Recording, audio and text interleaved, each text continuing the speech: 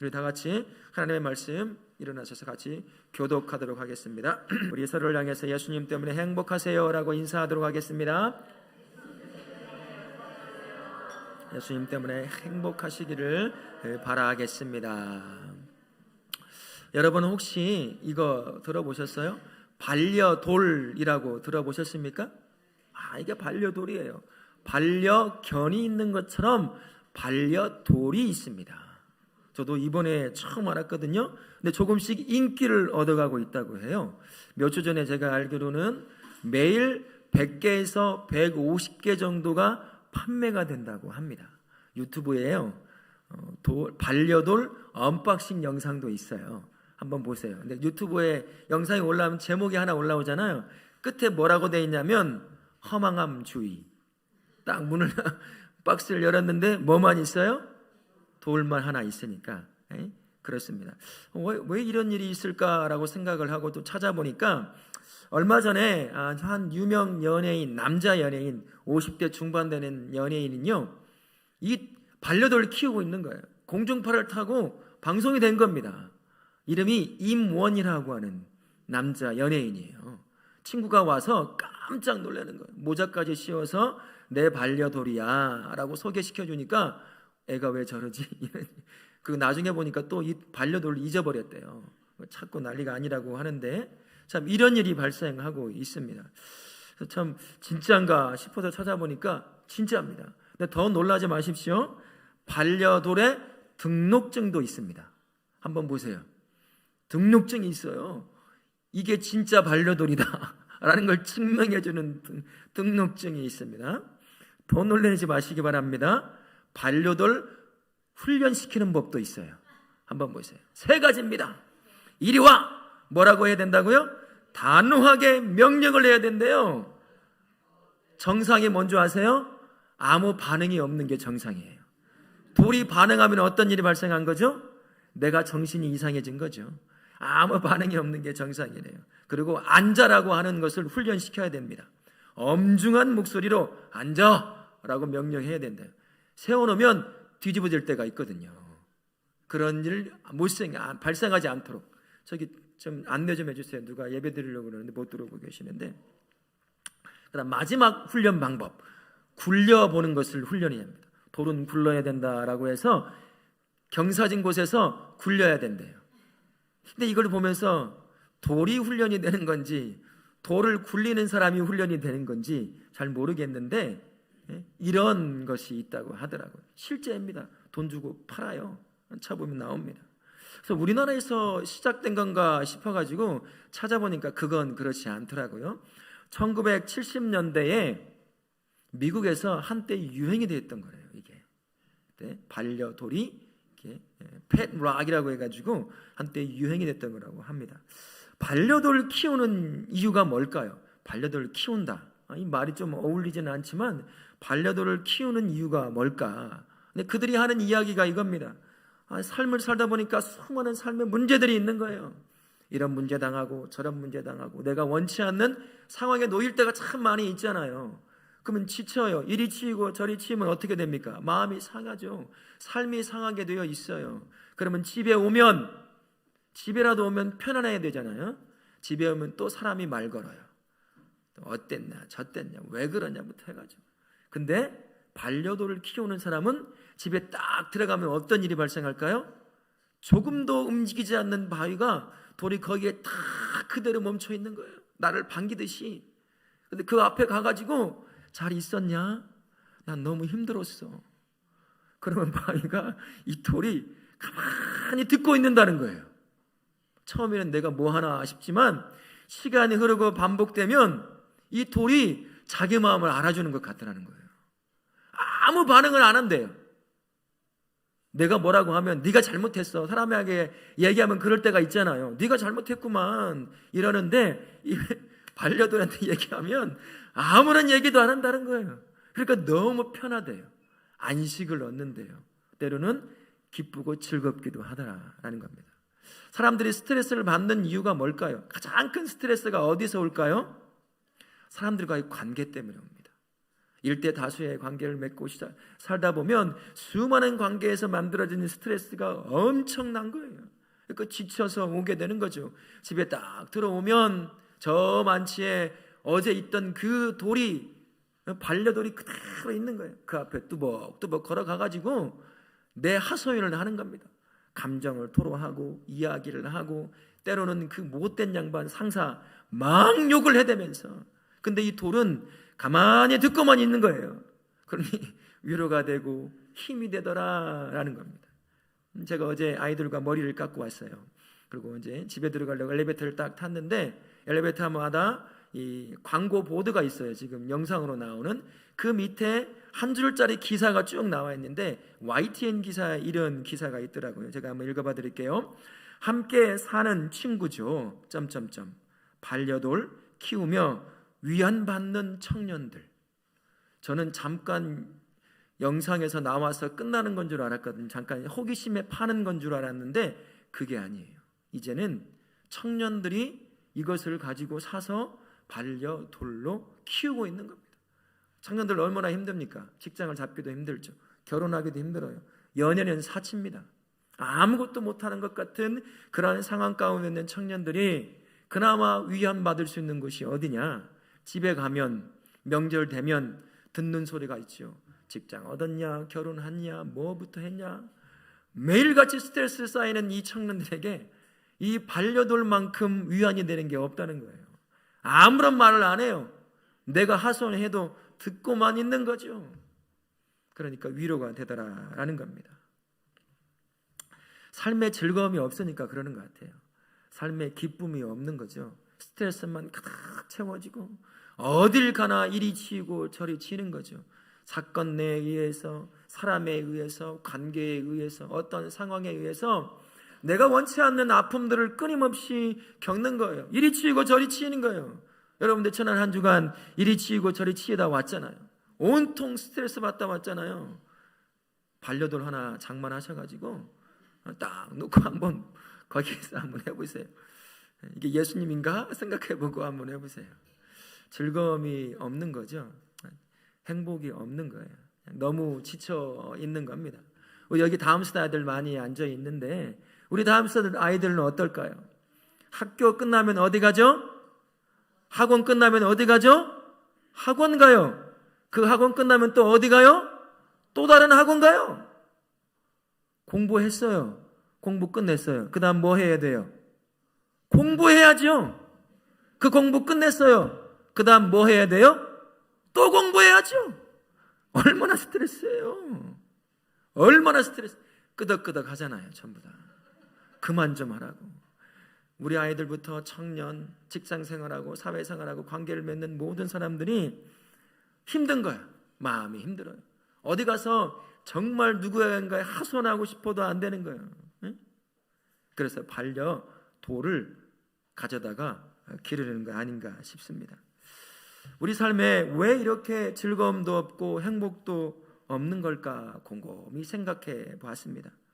가장 여러 가지 이유가 있지만 그 중에 가장 큰 이유가 뭘까를 생각해 보면 하나님과의 관계가 그 원인이다라는 것을 발견하게 되었습니다.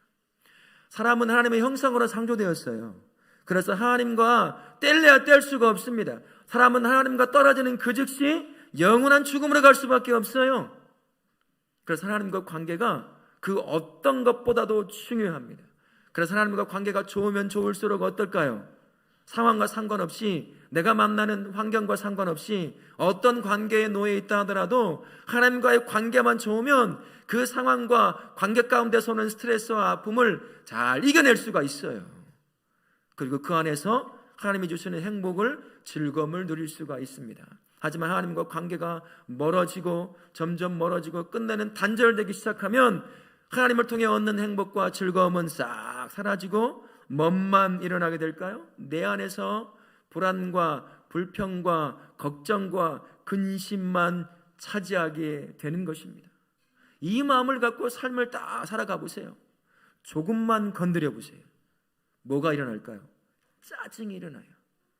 짜증을 넘어서면 뭐가 될까요? 분노하게 되는 거죠. 왜 한국 사회에 많은 사람들이 분노할까요?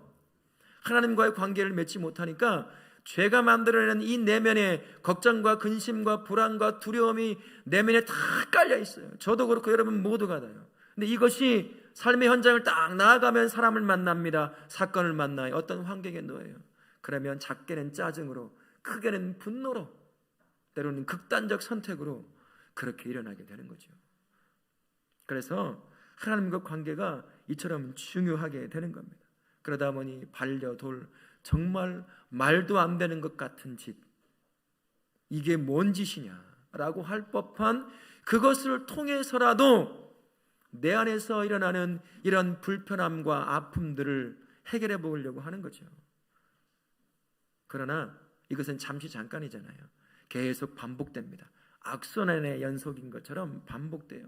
잠깐 무언가를 해서 내 안에서 올라오는 이런 것들을 해결하고 잠깐의 기쁨과 즐거움을 누려보려고 해요. 그래서 친구도 만나죠. 영화도 봅니다. 맛있는 것도 먹으러 가요. 이 주일날 예배 안 드리고 캠핑도 갈 수도 있어요. 그런 다양한 모습을 통해서 즐거움을 잠깐 회복하려고 합니다. 때로는 극단적으로 마약을 하든지 도박을 하든지 해서 그 상황에서 오는, 그 상황에서 주는 그 즐거움과 행복을 누려보려고 한다라는 거죠. 하지만 잠깐이잖아요. 다시 현실로 돌아오면 어떻죠? 똑같아요. 똑같은 현실에 마주치게 되는 겁니다. 그래서 반려돌을 키우는 거죠. 그래서 하나님과의 관계가 진정한 행복과 즐거움을 누리려고 한다면 이렇게 중요한 것이다 라고 할 수가 있어요. 그러면 하나님과의 바른 관계는 어떻게 해야 회복이 될 수 있을까요? 하나님 앞에 세워져 있는 내가 누군가를 정확하게 아는 것이 필요하다라는 겁니다. 이것은 다른 말로 하면 이거죠. 하나님께서 나를 어떤 목적을 통해서 어떤 목적을 이루시려고 나를 만드셨을까? 그 목적을 알 때 하나님 앞에 세워져 있는 내가 누군지를 정확하게 알 수 있어요. 어떻게 살지를 알 수가 있는 겁니다. 웨스트민스터 소유의 문답 제1문에 여러분 잘 아시죠? 뭐라고 질문하고 있어요? 사람의 죄일된 목적이 뭡니까? 라고 물어봅니다. 그에 대한 대답이 뭐죠?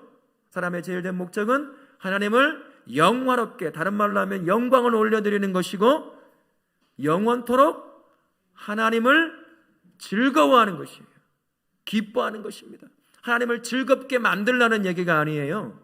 하나님을 즐거워하는 것, 그게 우리를 만드신 목적입니다. 그래서 내 안에 삶을 살아가다가 누리게 될 기쁨과 행복과 즐거움을 누릴 수 있는 길은 하나님과의 관계 가운데서 하나님을 즐거워할 때 그때 내 안에 진정한 기쁨과 행복을 누릴 수 있게 되는 거죠. 근데 문제가 바로 여기에 있습니다. 어떻게 하나님께 영광을 올려드리고 하나님을 기뻐할 수 있을지 그 방법을 잘 모른다는 게 문제인 거예요. 그 방법을 잘 몰라요. 왜 모를까요? 저와 우리는 죄인입니다. 죄인은 하나님을 만날 수가 없죠. 그래서 하나님께 영광을 올려드릴 수가 없어요. 하나님을 기뻐할 수 없습니다.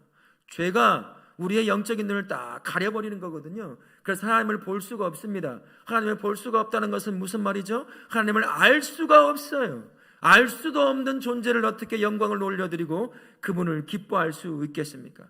찾을 수도 없죠. 알아갈 수도 없죠. 그러니 그 하나님을 만나서 그 하나님께 영광을 올려드리는 것도, 그 하나님을 기뻐하는 것도 우리 삶에 있을 수가 없는 겁니다. 또 한 가지로는 이 땅은 여전히 사탄과 그가 뿌려놓은 죄가 지배하고 있다는 게 문제입니다. 세상은요 여전히 사단이 뿌려놓은 죄의 원리를 쫓아 살아가고 있어요. 거짓 진리를 쫓아갑니다. 여러분, 거짓 진리가 종교적 진리만을, 종교적인 의미에서 거짓 진리만을 생각하면 안 돼요. 세상은 뭐가 최고라고 말할까요? 돈이 최고라고 말해요. 진리잖아요. 돈이 최고라고 말합니다. 암묵적으로 저도 여러분도 그걸 진리로 믿고 그래서 이런 말을 하고 듣는 거죠. 억울하면 성공해. 억울하면 돈 벌어. 그러면 억울함은 없어. 이게 다 거짓 진리예요. 돈 벌어본 사람 여기 계셔요? 돈 좀 벌어보셨어요? 아니잖아요. 이단들, 우상 숭배자들 참 많습니다. 우상숭배가 굳이 무언가를 깎아서 만드는 거 그 앞에서 절한다고 해서 그것만 우상숭배가 아니에요.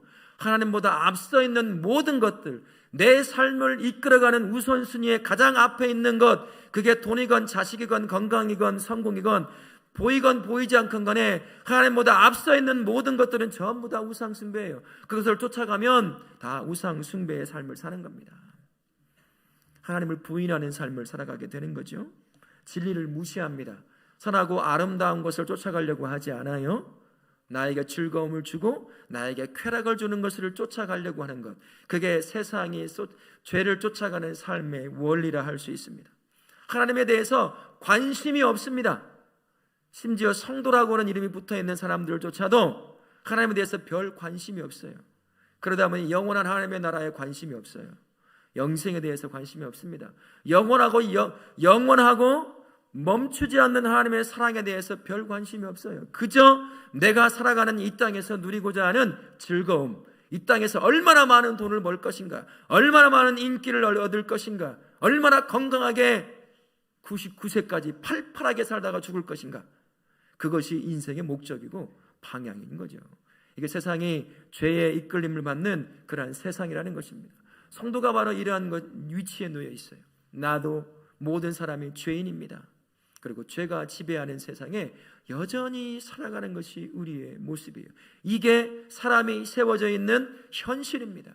이런 상황 가운데서 하나님께 영광을 올려드리고 하나님을 기뻐하는 방법을 알 수는 없죠.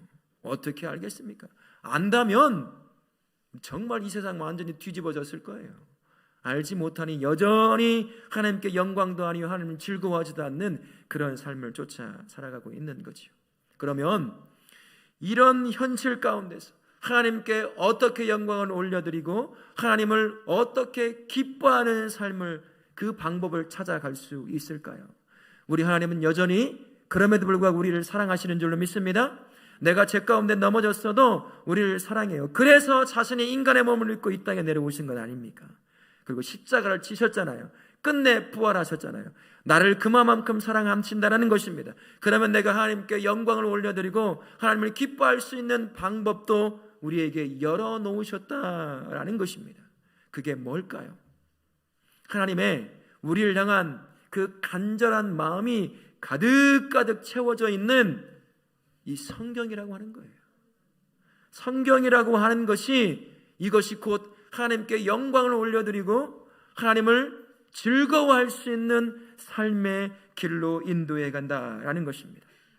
다른 말로 하면 이 성경을 쫓아 살아가는 그 삶이 하나님께 영광을 올려드린다는 거죠. 이 삶이, 성경을 쫓아 순종하며 살아가는 삶이 하나님을 기뻐하는 삶이 된다, 그 말을 하고 있는 겁니다. 아니, 성경이 도대체 뭐길래, 성경이 누가 기록한 것이길래 이 성경이 우리로 하여금 하나님을 찾아 하나님께 영광을 올려드리고 하나님을 즐거워할 수 있는 그 삶으로 우리를 인도해 간단 말입니까?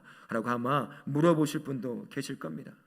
사실 누군가를 높이고 누군가를 즐거워하려고 한다면 절대적인 첫째 전제 조건이 있습니다. 뭐가 충족이 되어야 될까요? 그를 알아야 돼요. 알아야 그 사람을 높이거나 그 사람 때문에 기쁨을 얻을 수가 있어요. 알지도 못하고 만나보지도 않고 이름도 몰라요. 여잔지 남잔지도 몰라요. 어떻게 그 사람을 칭찬하고 그 사람을 기뻐할 수 있겠습니까? 하나님을 향해서도 똑같습니다. 하나님을 알아야 돼요. 그분이 나를 향해 어떠한 분인지, 나를 향해 무슨 마음을 갖고 계시는지, 나를 구원하기 위해 어떤 역사를, 희생을 치르셨는지, 이 모든 것들을 알아야 그분께 영광을 올려드리고 그분을 기뻐할 수 있는 겁니다. 이런 의미에서 성경이라고 하는 것은 완벽한 안내서가 된다고 할 수가 있어요. 고린도전서 2장 10절에 이렇게 말씀합니다. 우리 같이 한번 읽겠습니다. 시작.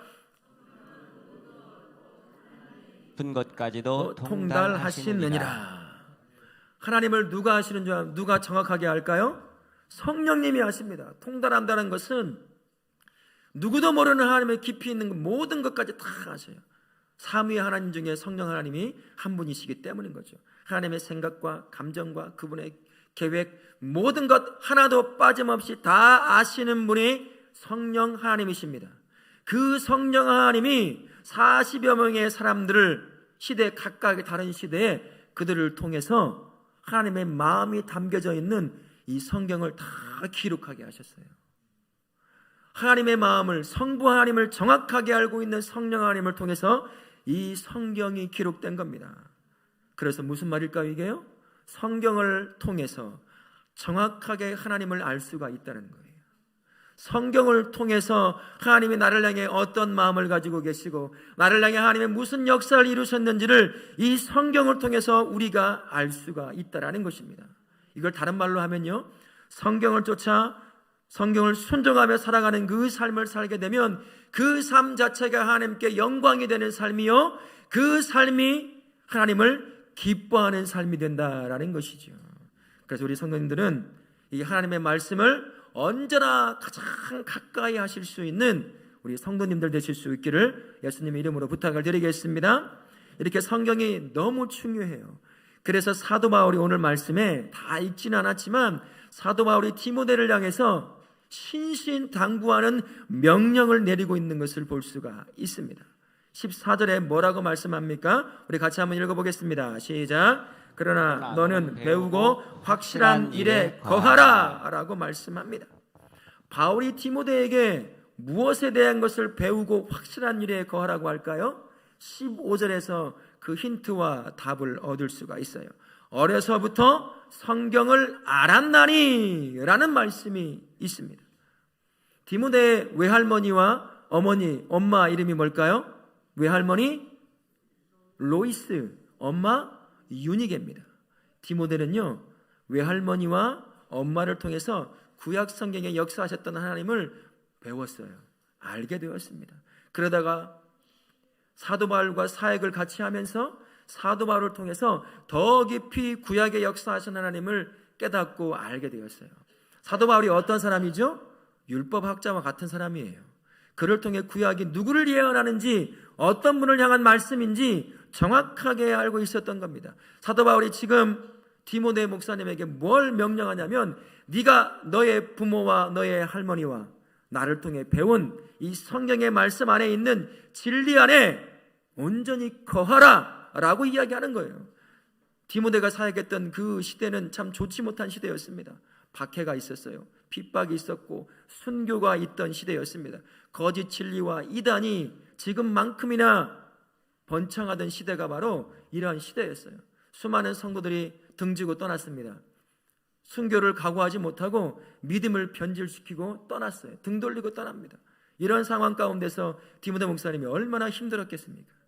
그런 디모데를 향하여 사도 바울이 네가 너의 부모를 통해 나를 통해 성경을 배웠지 않느냐, 그 안에 있는 진리 안에 확실히 거하라, 지금 그 얘기를 하고 있는 거예요. 이 명령은요, 저와 우리를 향한 명령과도 똑같습니다. 수많은 삶의 문제들 앞에 놓여 있잖아요. 그것이 나의 영혼과 나의 감정과 나의 몸을 힘들게 하는 것뿐만 아니라 나로 하여금 진리를 쫓아 가지 못하게 만드는 그러한 문제도 있을 수 있어요. 그런 가운데 흔들리지 않고 믿음 안에 거할 수 있는 것은 사도 바울이 디모데에게 명령했던 것처럼 하나님의 말씀을 애써 배우고 그 안에 있는 진리 안에 거하여야 한다는 것입니다. 우리 사랑하는 모든 성도님들, 하나님의 말씀을 가까이 하시고 이 성경을 가까이 하시고 애써 성경에 있는 진리를 배우실 수 있기를 바라겠습니다. 왜 성경을 따라 순종하며 사는 것이 하나님께 영광이 되고 하나님을 즐거워하는 삶이 되는 걸까요? 첫 번째가요, 성경을 통해 구원을 깨닫고 구원에 이르게 되기 때문입니다. 15절 말씀에 하반절에 이렇게 기록이 되어 있어요. 우리 같이 읽도록 하겠습니다. 시작. 성경은 능히 너로 하여금 그리스도 예수 안에 있는 믿음으로 말미암아 구원에 이르는 지혜가 있게 하느니라. 성경은요, 성도로 하여금 구원을 깨닫게 합니다. 그리고 구원을 누리게 합니다. 그리고 구원을 완성하는 단계까지 이끌어가는 것이 성경이라고 할 수가 있어요. 그래서 성경을 가까이 하면 할수록, 그 성경을 가까이 하고 읽고 묵상하고 순종하며 살아가면 살아갈수록 구원의 깊이를 누리며 모든 상황 가운데서 구원에서 탈선하지 아니하고 구원을 완성하는 그 삶까지 가게 된다라는 것이죠. 그래서 이 성경을 통해서 구원을 깨닫고 구원을 누리며 구원을 완성시키시는 그 하나님을 발견한다고 한다면 그 삶이 어떻게 변하겠습니까?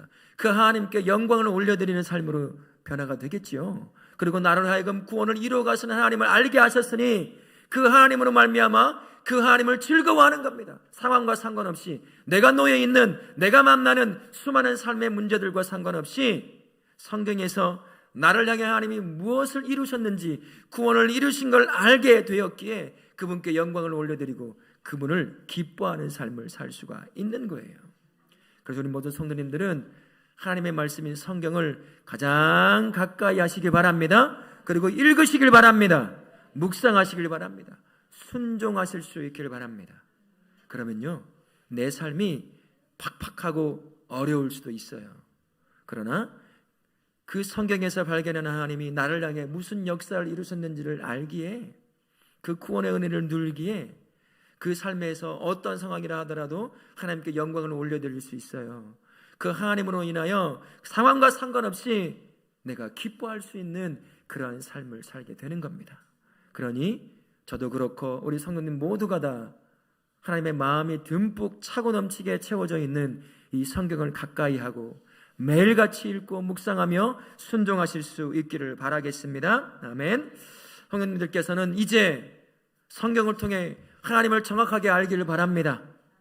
사람들의 귀를 통해서 아는 것이 아니라 성경을 통해 성경이 제시하는 하나님을 정확하게 알 수 있기를 바랍니다. 성경을 통해 구원을 깨닫고 구원을 누리며 구원을 완성시키는 그러한 성도님들 되실 수 있기를 바라겠습니다.